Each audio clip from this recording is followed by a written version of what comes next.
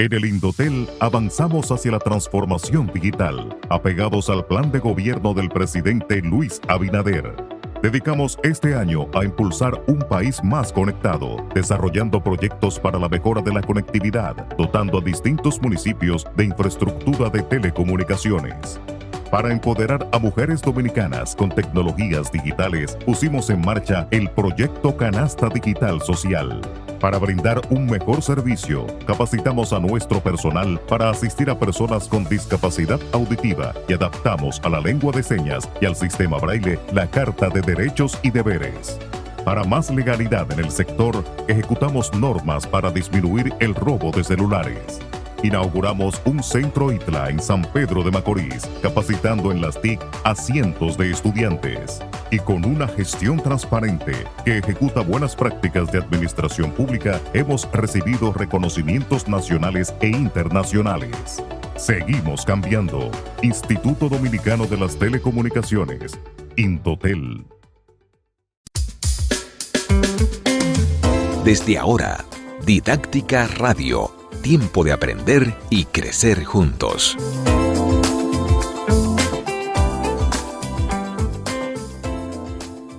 Bienvenidos a Didáctica Online, este programa que te acompaña cada semana desde hace 5 años. Hay que celebrarlo siempre porque estamos aquí con muchos programas disponibles ya para toda nuestra comunidad educativa. Soy Margarita Heinsen. Siempre se me olvida presentarme.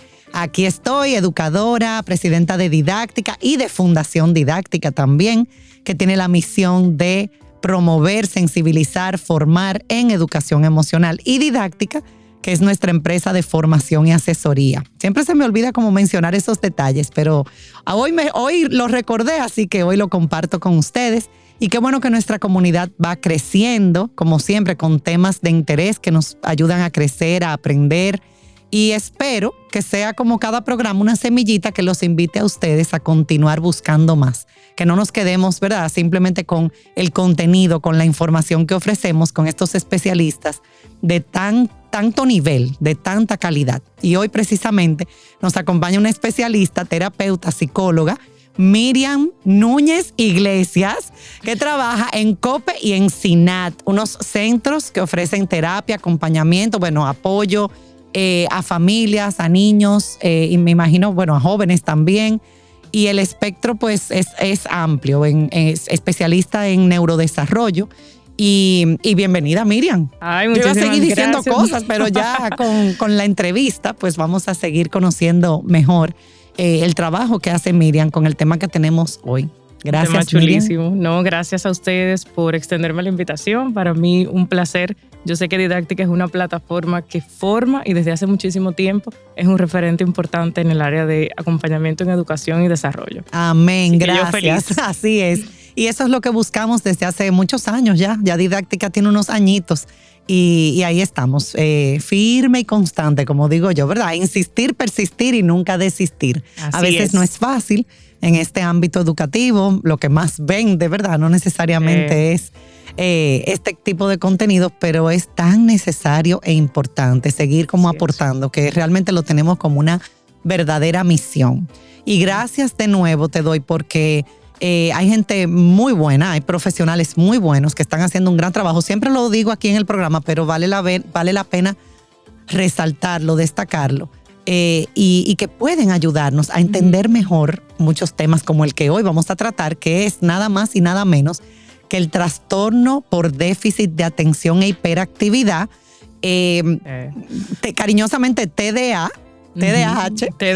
así es. TDAH, y este es, yo le pregunto a ustedes, ¿cuántos no han escuchado por ahí? Ay, que ese niño es hiperactivo. Y yo siempre digo en mis charlas, señores, cuidado, no podemos diagnosticar a lo loco, vamos a decir, o a la ligera. Y esos términos, de por sí nunca deberíamos etiquetar a ningún niño, a ningún adulto tampoco, a ningún joven. Entonces, como que oímos ese término, como es hiperactivo. Sí. Pero hoy vamos a profundizar porque en este mes se celebra el día del TDAH. Y Miriam, ¿quién mejor que Miriam? Que es especialista en neurodesarrollo para contarnos un poquito, comenzando precisamente por eso, definir qué es Si bien, Margarita, como tú mencionas, el trastorno por déficit de atención, específicamente el término hiperactividad en la comunidad educativa y en la comunidad de neurodesarrollo, es un término que se ha, para bien o para mal, se ha utilizado ampliamente sin tal vez no comprender el contexto de qué implica cuando la hiperactividad realmente es un síntoma. Y cuando hablamos de neurodesarrollo, para que vayamos conectando un poquito, abordar un trastorno del neurodesarrollo sin pensar en ningún otro apellido, quiere decir que hay algo que interfiere con el proceso natural de un niño adquirir sus habilidades. ¿Qué quiere decir eso? Que el término trastorno de por sí, que es como un poquito pesado para la familia, incluso para los profesionales, pensamos en un trastorno cuando estamos hablando de una interrupción, algo que no permite el curso natural o esperado. Y si hablamos de déficit, quiere decir que es de menos. Si hablamos de hiperactividad, si hablamos de impulsividad, de inatención, que son los términos que vamos a ver familiarizados con esta condición, estamos describiendo un paciente, en este caso un niño, un adolescente o un adulto, que hablaremos de eso también durante nuestro encuentro, que no logra el desarrollo cotidiano porque hay unos niveles de actividad, hiperactividad, muy elevados, clínicamente significativos, que no permiten a una persona llevar el desarrollo natural. Cuando hablamos de inatención, quiere decir que es un niño que a pesar de que hace un esfuerzo, él y su entorno, para mantenerlo enfocado, pierde la motivación y pierde el enfoque y la concentración de una manera tan significativa que interfiere con su desempeño social, escolar, cotidiano, práctico, en todos los sentidos del desarrollo. Y evidentemente hay todo un proceso de evaluación para llegar a entender si un niño padece de esta condición, y por más procesos naturales, intentos de crianza, de disciplina, incluso académicos por parte de la comunidad escolar que hagamos, siempre vamos a ver una sintomatología que está ahí y que necesita ser abordada de una forma distinta. Con esto quiero dejar dicho que no todos los niños que son muy movidos o que son de mucha actividad tengan hiperactividad. Un niño puede ser movido y porque es un niño o porque genéticamente tiene una facilidad para tener mucho nivel de actividad y no necesariamente tiene una condición, que es algo que yo cuido mucho con los padres y decirle, el primer criterio es entender que no es una condición selectiva. El niño no tiene un trastorno por déficit de atención durante su escolaridad, en el colegio o en clase, y se le quita cuando lo ponemos de muñequito. Y de repente, ya. Eso no existe. Y ojo que a muchos profesionales, cuando vamos a dar la devolución, yo le explico a papá y a mamá, tomen en cuenta que en una actividad favorita y placentera para este chiquito, o incluso para los adultos, le cuesta mucho o es muy cuesta arriba poder lograrla. Hay adultos que definitivamente, y te lo confieso, Margarita, por experiencia personal, que hacer actividades pasivas se le hace muy difícil, que constantemente van a estar en un nivel de actividad. Es real, que, o sea, que uno aprende con el tiempo o con el apoyo terapéutico, que lo vamos a ver como las posibilidades de que los síntomas mejoren, porque sí mejoran de manera significativa, pues ahí es donde queremos llegar, y eso es lo que nos permite ofrecer calidad de vida a pacientes con esta condición. Pero evidentemente si lo dejáramos de manera natural, cuesta. Así como tú dices, hay personas que se resuelva solo. Claro, así como hay personas que actividades muy movidas no pueden lograrla porque son más de una tipología pasiva, le llama la atención lo concentrado, lo calmado, y eso es su forma de ser. Evidentemente siempre vamos a pensar en esto como una condición cuando veamos que comienza a interferir y que cause problemas a lo largo del desarrollo. Claro, que interfiere con lo más su importante, desempeño, con sus relaciones, o sea, en sus relaciones con las demás personas, en su día a día, en integrarse en actividades, en poder terminar, en realizar lo que se espera. Tú sabes, algo que quisiera que también nos quede súper claro es el tema de que a veces dejamos a un lado el Manual Diagnóstico y Estadístico de los Trastornos Mentales, que es donde se clasifican estas condiciones, y es como la Biblia de todos los profesionales que trabajamos en evaluación, que la verdad es que es un reto y no es tan fácil como tú decir, veo un chico, está muy movido, bueno, pues entonces tiene el déficit de atención. No. Y hay que tener incluso mucho cuidado. Sí, hay que tener mucho cuidado porque del diagnóstico depende el abordaje y depende el trabajo con la familia. Hay un criterio importantísimo y es la consistencia de estos síntomas. Yo tengo que iniciar un proceso de seguimiento y monitoreo y saber que hay un tiempo que es un mínimo de 6 meses de sintomatología que me permite comenzar a pensar en que esto sea un diagnóstico. Pero qué interesante y qué bueno que lo aclaras, porque esto no es como que ya, mira, es obvio. Porque vino el primer día de consulta y desbarató todos los juguetes del consultorio. Pues no es así. Hay otros criterios a tomar en cuenta. Es muy común que chicos que han pasado por procesos emocionales comprometedores, hasta la pérdida de una nana, una cuidadora, una mudanza, un cambio de colegio, estuvieron en un preescolar, ahora pasan a un colegio más grande y para ellos es un cambio significativo. Podemos ver sintomatología de que en un principio está poco motivado o llega y todos los estímulos del nuevo ambiente escolar son altamente estimulantes para este chico y está muy movido. No son criterios para pensar únicamente ni a la primera en la condición. Tenemos que pensar siempre, número 1, el tiempo de los síntomas y dónde están generando realmente un deterioro. Otro factor importante que hablamos muchísimo es la predisposición genética. Los trastornos del neurodesarrollo todos tienen una predisposición genética importante. Hacer una buena historia clínica, conociendo cómo ha sido el desarrollo de los miembros directos de la familia, mamá, papá, esas historias donde el papá te dice, a mí me llevaron una vez donde una psicóloga porque yo no me estaba tranquilo. Genéticamente, claro. Y siempre también pensar que un diagnóstico, así como no queremos hacerlo apresurado, tampoco un diagnóstico tardío, pues nos permite hacer un abordaje de manera preventiva ni clínicamente significativa para la familia y el niño. La idea es que inmediatamente comenzamos, oportuno es la palabra, inmediatamente comenzamos a observar síntomas. No quiere decir ni que tenemos que concluir el diagnóstico ni que tenemos que dejar al chico sin intervención. Justo lo que estamos tratando de motivar a las familias en este momento es que el acompañamiento en el desarrollo, sobre todo como hablábamos fuera de cámara, el post-pandémico, ¿verdad? Es que el especialista muchas veces necesita un tiempo prudente para concluir un diagnóstico, pero no quiere decir que en ese tiempo no vamos a dar todas las herramientas necesarias para que este niño tenga la calidad de vida, para que en el colegio pueda tener un buen desempeño, para que la familia puedan ir con él a cenar a un restaurante. Así como también tenemos otros casos que el estar tanto tiempo en interacción obligatoria entre los miembros de la familia por la pandemia ha hecho que papá y mamá también descubran muchas cosas en este niño que tal vez en una vida mucho más aceleradita, cotidiana, de lo llevo al colegio, lo recojo, no se hubiesen percatado en los primeros años de vida. O sea que sí, y por eso es que no dan abasto los centros y los psicólogos, señores, porque creo que hay mucho más, han habido muchas situaciones que se han detectado por parte de los padres y incluso la propia escuela, o sea, los centros educativos, decimos, bueno, antes y después de la pandemia, realmente, o sea, es un antes y un después. Claro, y realmente debe ser tomado en cuenta desde qué pasó con este chico, este adolescente durante la pandemia, y que definitivamente fueron decisiones de la familia. Nos vimos forzados a proteger por sanidad a todos los más pequeños y hubo menos contacto con otros miembros de la familia. Hubo una etapa del desarrollo que prácticamente se puso en pausa. Y esos son factores de riesgo también. Claro que sí. O sea, se convirtieron en factores de riesgo. Y justo esta mañana Margarita hablaba con la directora de un colegio y yo le decía, no quiere decir que este niño, la causa sea la pandemia, que ha pasado, que los padres, no, es que es un niño pandémico, es un niño pandémico. Ese término lo hemos escuchado muchísimo, sobre todo en consulta.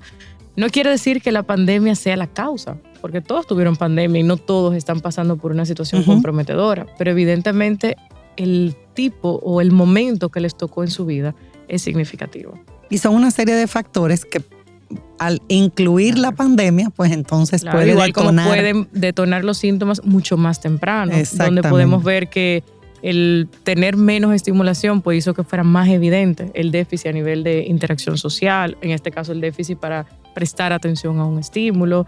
Son muchos factores a considerar y la idea es que siempre los padres tomen en cuenta que una evaluación del desarrollo que comience a denotar en este chiquito un posible trastorno por déficit de atención tiene que ser una evaluación completa, debe incluir varias áreas del desarrollo, iniciando por el análisis de las características del comportamiento de este niño. Tenemos que entender el perfil cognitivo, cuáles son las áreas de fortaleza y las áreas comprometidas que este niño puede tener. Por ejemplo, yo he visto evaluaciones del desarrollo donde arrojan un resultado por déficit de atención y no hay una evaluación de las habilidades intelectuales. Entonces, ¿cómo yo puedo justificar o medir que hay un deterioro escolar? Claro. Incluso entre colegas tenemos ya como ciertas claves o criterios para referirnos pacientes y siempre decimos, mira, este chico no tiene un problema para memorizar, pero las pruebas psicológicas que evalúan la parte cognitiva tiende a salir muy penalizado en memoria de trabajo. ¿Por qué? Porque si tú vas a trabajar el factor retener información, hay muchos estímulos que en ese momento entran en juego y no le distraen. permiten, claro. Igual como la parte de la velocidad del procesamiento.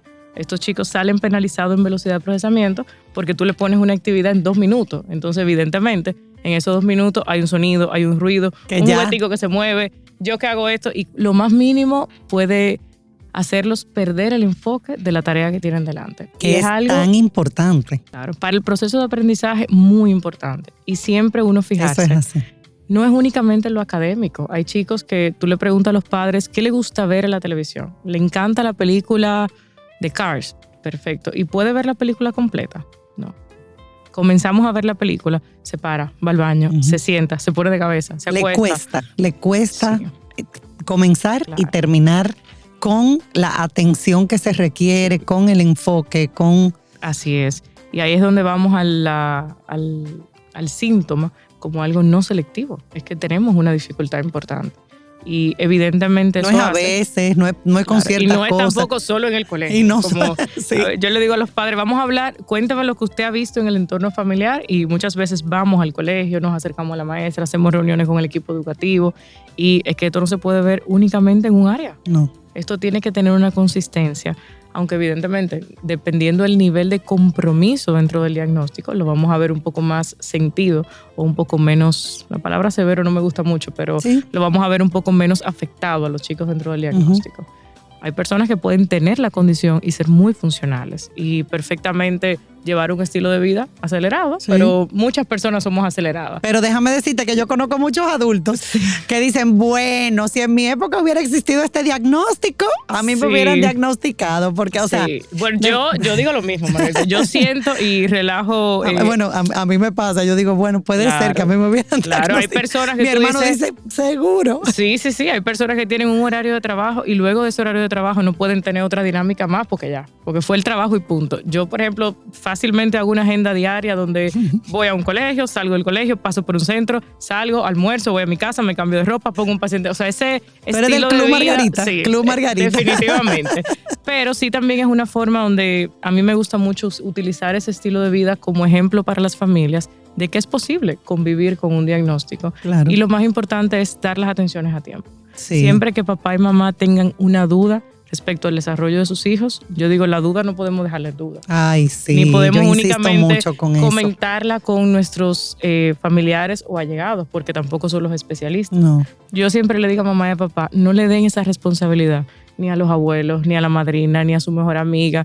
Ni que tú crees. Ni siquiera la directora del colegio que no está todos los días dentro del aula. Vamos a hacer el proceso de evaluación, que lo único que nos va a dar tranquilidad es saber. Me dijeron que hay una condición, pues vamos a trabajarla. Y como yo siempre digo, y le he puesto el ejemplo, claro. Incluso cuando tratamos el programa con sobre la endometriosis, porque yo tengo endometriosis, qué alivio da, y siempre lo he dicho, ponerle un nombre a lo que está pasando, lo que tú estás experimentando o lo que tu hijo, lo que tú estás observando. Claro. Señores, ponerle un nombre, eso hace una gran diferencia. Es como, ok, ahora ¿qué me toca? Ya sé lo que me está pasando, ya sé lo que tengo. Entonces, ya eso te da la ruta. O sea, claro, te permite organizar el plan de trabajo. Claro. No es lo mismo decirte en consulta, necesitamos trabajar que el niño es súper movido y esto interrumpe con las clases. Ok, trabajamos con este tipo de terapia. Luego, ahora necesitamos que se mantenga concentrado. Luego, ahora necesitamos trabajar que es muy irritado. Y ahí entonces, se va haciendo un plan que apunte realmente a lo que... A las necesidades. A las necesidades y a lo que el niño está, vamos a decir, demandando, de acuerdo también a su contexto. O sea que, señores, qué rápido se nos va el tiempo. No se pueden ir porque nos vamos a la pausa, pero vamos a continuar con Miriam, hablando sobre un tema muy necesario, muy importante, y aclarando sobre todo, vamos a decir, porque hay, lamentablemente, hay muchas ideas, muchos mitos también, pero muchas ideas erradas sobre, en general, no voy a mencionar solo el trastorno, el TDAH, sino en general con los trastornos del neurodesarrollo. Yo creo que hay a veces muy poca información, tendemos, como tú dices, a tomar decisiones por lo que creemos o por lo que nos parece o por mi propia experiencia. Y tenemos que tener mucho cuidado porque, como tú decías, me encantó y quiero repetirlo antes de irnos a la pausa. Ni muy tarde, ¿verdad? O sea, ese diagnóstico es fundamental. ni muy tarde, ni, ¿verdad? Claro, que sea, que y realmente... pecar por exceso, como decimos, claro. Tiene que ser oportuno. Oportuno. Y estar atentos y conocer a ese niño. Y vamos a hablar en la segunda parte sobre también el trastorno en adultos. O sea, Sí. porque, y cómo viven las familias y qué pueden hacer. Porque a veces, ok, y entonces, bueno, ya está el diagnóstico. Ya sabemos que hay un plan, que hay que hacer una intervención, un acompañamiento. Hay que hacer todo un trabajo en conjunto, porque eso no lo resuelve solo la educadora en el aula, no lo resuelve el especialista ni solo la familia, es un trabajo en conjunto. Entonces, ¿ahora qué? ¿Qué toca? Y yo creo que esta parte que viene ahora... En breve regresamos con Didáctica Radio.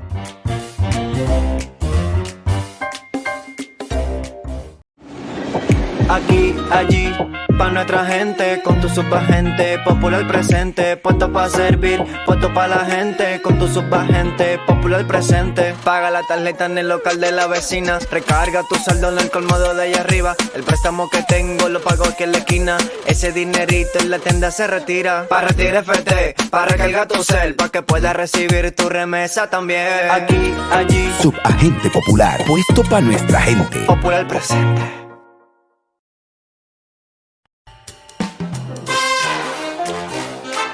Ya estamos de vuelta con Didáctica Radio.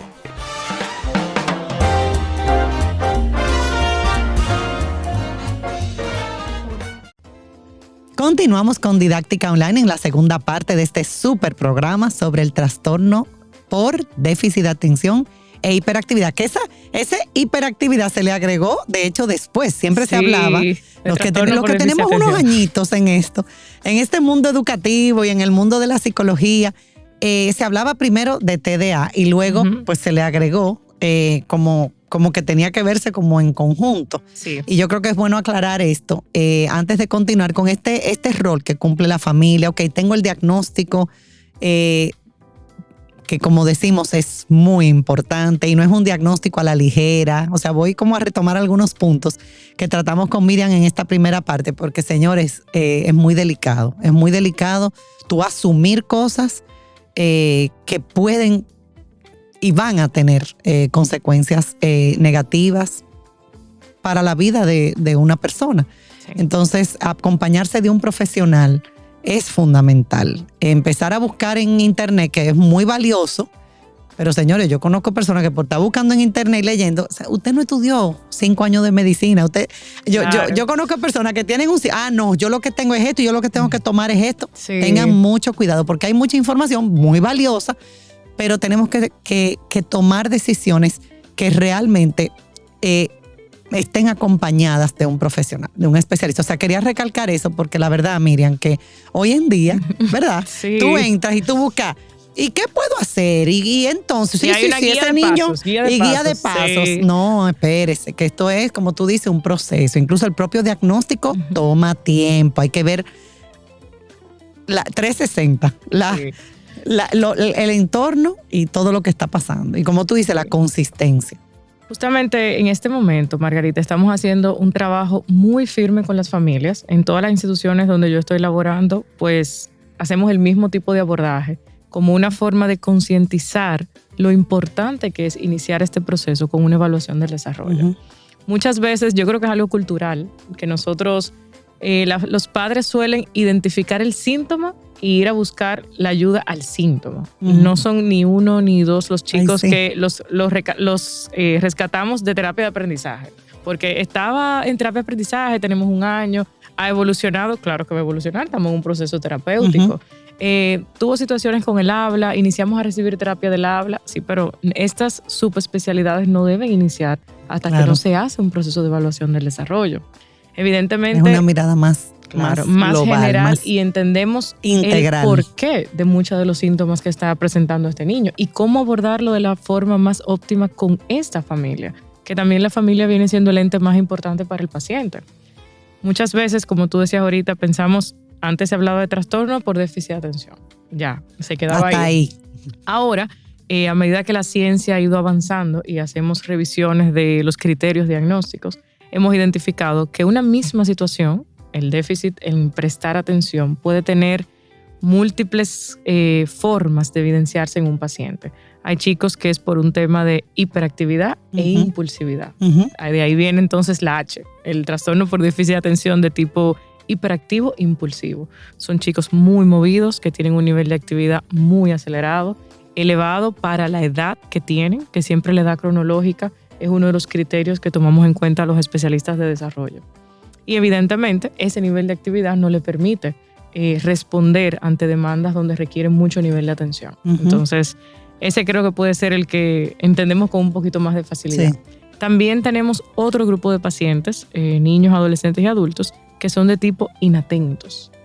Inatentos son estos chicos que pueden estar físicamente en un ambiente, por ejemplo en el aula, y no necesariamente estar concentrados y enfocados en la actividad que está sucediendo en ese momento. Y pudieran perfectamente hasta un elemento que pase fuera del aula, captar su atención y ellos salir de lo que esté sucediendo en el momento. Para lo que es un proceso de aprendizaje, quienes entendemos mucho lo lineal que tiene que ser, sabemos que eso es crítico. Porque definitivamente, en buen dominicano, si no me aprendo el 2 más 2, no me voy a aprender el 2 por 3. Claro.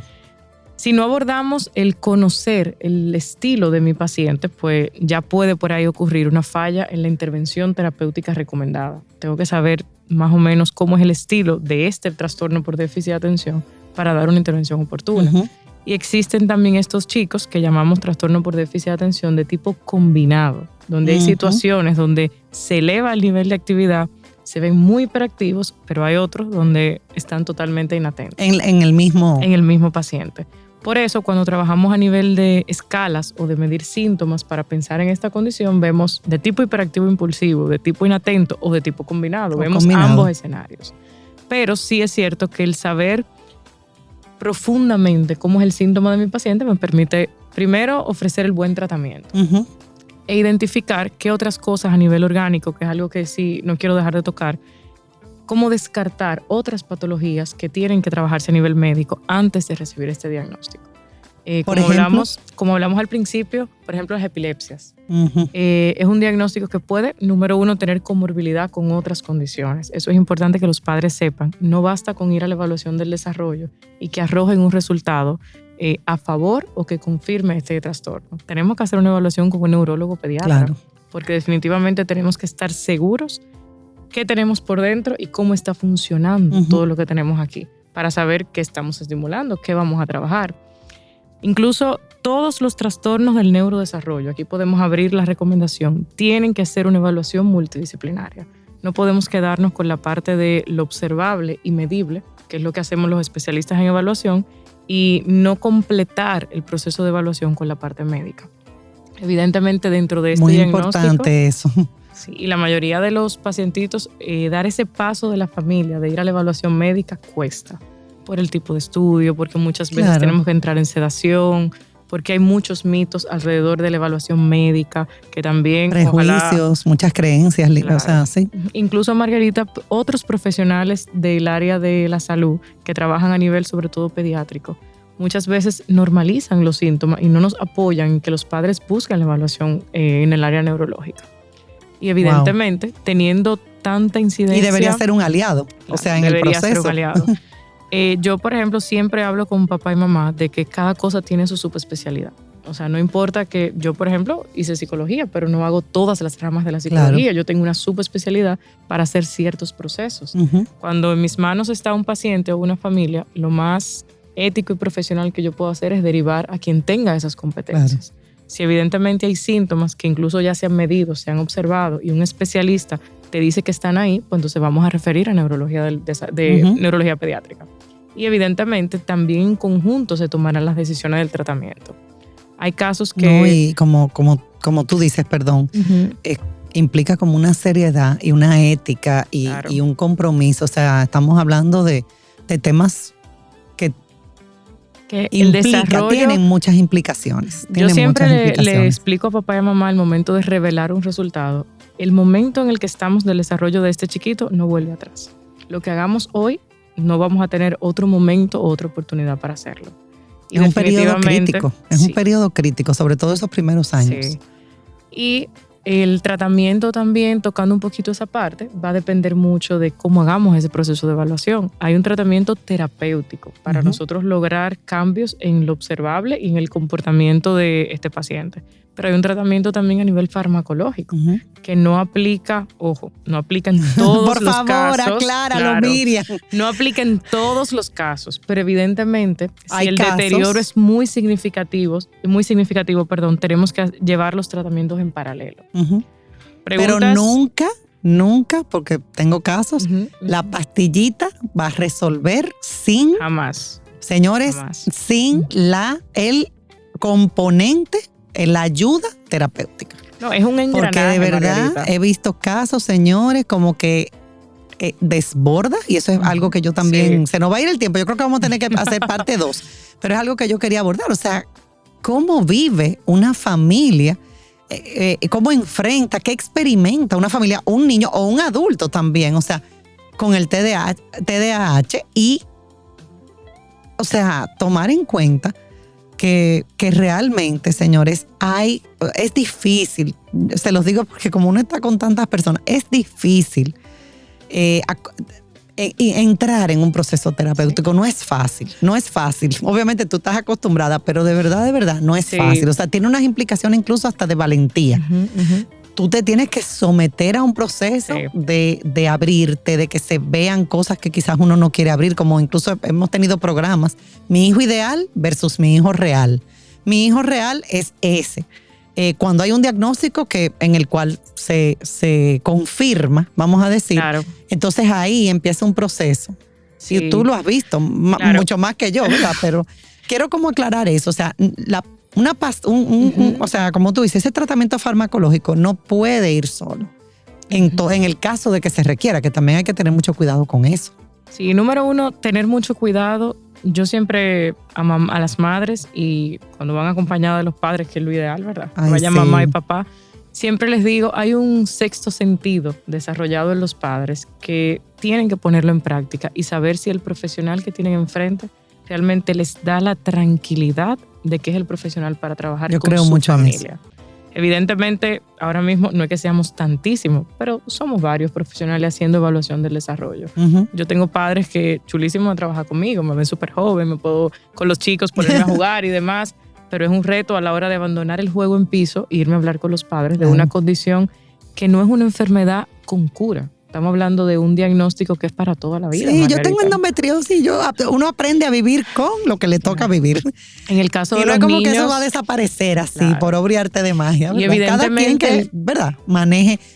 Yo tengo un hijo que tiene colitis ulcerativa y eso es una condición que obviamente ya hoy en día con todos los avances que pasa también ya tenemos mucha más información, incluso los avances para saber cómo funciona el cerebro, que antes no se tenían. No teníamos nada de eso. No teníamos nada de eso. Entonces yo creo que también aprovechar todo eso es un duelo. O sea, hemos tenido programas aquí en lo que hemos conversado con padres. Tuvimos el programa con Giselle, que es el caso del autismo, o sea, padres con niños.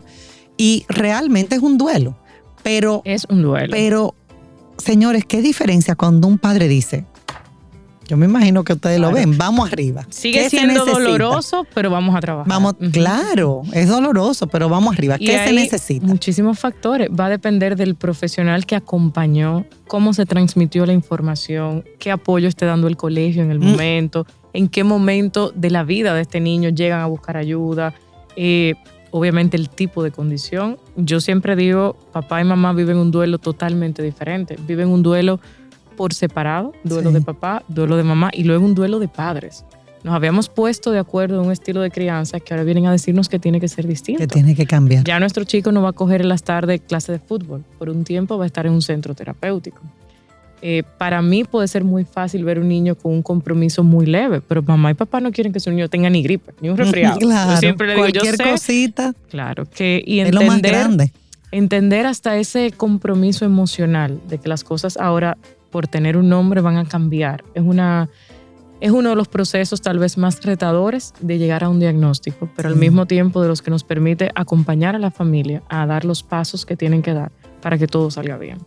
Como estábamos diciendo, en este momento tenemos mucho avance científico en cuanto a entender, no nos vamos a detener en las causas, vamos a trabajar que es lo mejor que podemos hacer por nuestro paciente. ¿Y qué implica ese, vamos a decir, ese camino, ese tratamiento? Claro, para cada caso, yo sé que es único, pero de manera general, no, yo no puedo creer que se me fue el tiempo. 2 minuticos, 2 minuticos más. Vamos a ver. Vamos ¿Qué implica? Una segunda parte. Sí, parte 2. Creo que sí. ¿Qué implica este tratamiento, este camino? Mire, el tratamiento, vamos a explicar el tratamiento que vemos con mayor frecuencia en niños que van a tener comprometido alguna de sus áreas, por ejemplo, la parte escolar y posiblemente el comportamiento, que es tal vez de las causas más recurrentes en consulta. A nivel de comportamiento, este chico va a necesitar un acompañamiento terapéutico y sus padres van a necesitar entrenamiento para modificar el estilo de crianza o la disciplina que van a estar impartiendo en casa. Ya desde ahí tenemos situaciones importantes porque mamá y papá, desde que mamá lo tenía en la panza, comenzaron a leer libros de disciplina, tienen todas unas ideas o unos constructos muy personales que vamos a venir los profesionales a cambiar esas ideas. Ese es el primer gran reto. Evidentemente, y los cambios implican un esfuerzo, implican constancia, implican perseverancia. Sí. Todo inicia por un proceso de evaluación que lo tenemos que ver desde dar el paso emocionalmente hasta los recursos económicos invertidos, interpretar y transmitirle a la familia esta información, acompañarles en revelar la información al colegio. Esos son como los primeros pasos más importantes. Luego, hacer esa recomendación a los servicios de apoyo terapéutico y a los profesionales del área de la salud, si es que no lo han hecho previo, elegir un buen neurólogo pediatra que vaya en sintonía con las creencias de esta familia. Yo tengo madres que yo sé, si la refiero con tal médico la vamos a perder, porque sabemos que el estilo de comunicación, entonces esta madre le viene mejor con este profesional. Entonces tenemos otra cosa. Ahora mismo todos los servicios de esta magnitud están todos copados. Desbordados, señores. Esto es una cosa. Uno siempre en mamá y papá la urgencia. La demanda pero definitivamente no está pudiendo, o sea, no se puede responder a la... Me pusieron cita en 3 meses y tú dices, pero de aquí a 3 meses hay un cambio de curso. Este chico tenemos que elegir si se inscribo, si no. Claro, y más en desarrollo. 3 meses como si fueran 3 años cuando estamos dándole seguimiento al desarrollo. Así es. Los profesionales terapéuticos todos manejan, Margarita, una lista de espera extensísima. Yo trabajo y ese tiempo perdido, vamos a decir, voy a llamar perdido, o sea, ese tiempo no aprovechado, wow. Es un impacto, es un impacto. Sí. Y evidentemente toda la responsabilidad de acompañar, buscando minimizar los síntomas para la vida adulta, que yo creo que ahí va a ser la parte 2. La parte 2, porque señores, ¿cuántos adultos ustedes no conocen? Que ustedes dicen, no, pero tú o tienes o tú hubieras sido diagnosticado con... Y en que su llevan vida, tratamiento, Margarita, también, Sí. Hablaremos también del tratamiento, porque si los síntomas están y afectan, pues tenemos que tratar. Claro, y como tú dices, ¿hasta qué punto interfiere con tu desempeño, en tus áreas? En el trabajo. En olvidar cosas, y la vida de pareja se ve muy comprometida en que hay todo. conflictos. Claro, hay conflictos porque no hay forma de yo entender cómo tú dejas la llave del carro adentro semanal. Pero es que aquí hay una sintomatología constante. Y no por ser adulto debemos dejar de lado que debe abordarse porque nos enfocamos más en los niños, porque ya el adulto, imagínate, ya está difícil eso, pero no, el adulto también debe buscar esa ayuda y debe procurar ese apoyo terapéutico, señores. Eso es importante.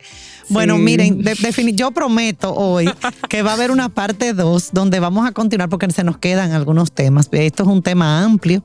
Y yo espero que los que nos escuchen compartan, que se suscriban a nuestro canal, que aprovechen este contenido tan valioso. Ella no tiene redes sociales como profesional independiente, pero trabaja para COPE y para SINAT. Sí, ambos centros tienen sus redes en Instagram, sus redes, Facebook. O sea que cualquier cosa pueden acceder contactar a Miriam y a los terapeutas de esos centros, que en el caso de COPE, yo 100% recomendado. Muy conocido, conozco a Gaby, que de hecho me dijo de una vez, mira, con los ojos cerrados. Así que estamos felices de poder como darles a ustedes esas pinceladas. Igual hay mucha información, pero cuidado con la información, porque si no viene de un especialista que conozca tu caso, porque tú puedes tener la información muy genérica. Claro. Y sí, eso te da pautas, pero señores, qué importante es en cada caso que el plan que se haga, esa intervención, sea acorde Claro, a lo que verdaderamente se necesita esa familia y ese niño y ese joven. Y en el próximo programa, ese rol también de la familia. O sea, señores, ¿cómo puede la familia involucrarse? La escuela también. O sea, que nos quedan temas pendientes. Pero gracias Miriam, porque ha sido un programa espectacular. Yo me he sentido como en casa. O sea, que van a tener que invitarme más a menudo. Ay, yo feliz, porque tenemos mucho que... Yo digo tenemos porque yo no paro de aprender, señores. Claro. ¿Cuánto se aprende? Y realmente cada día tenemos más información y más nivel de especialización, como tú decías, que nos permite... pues tomar mejores decisiones. Así que no nos podemos quedar de brazo cruzado o decir eso se le va a pasar o bueno, imagínate, yo también, yo pude. No, señores, tomar las decisiones adecuadas en el momento oportuno puede hacer una gran diferencia en la vida de ese niño, de ese joven, y está en nuestras manos. Así que los dejo con esa invitación y cerramos con nuestra frase, pero antes agradecer al Banco Popular, a Indotel, que apoyan este programa de didáctica online, que ofrece contenido de calidad para nuestro crecimiento y nuestro aprendizaje. Cierro con nuestra frase, gracias de nuevo Miriam, gracias a todos que forman parte de nuestra comunidad que va creciendo. La educación no es teoría, sino vida, transformación y aprendizaje. Hasta la próxima.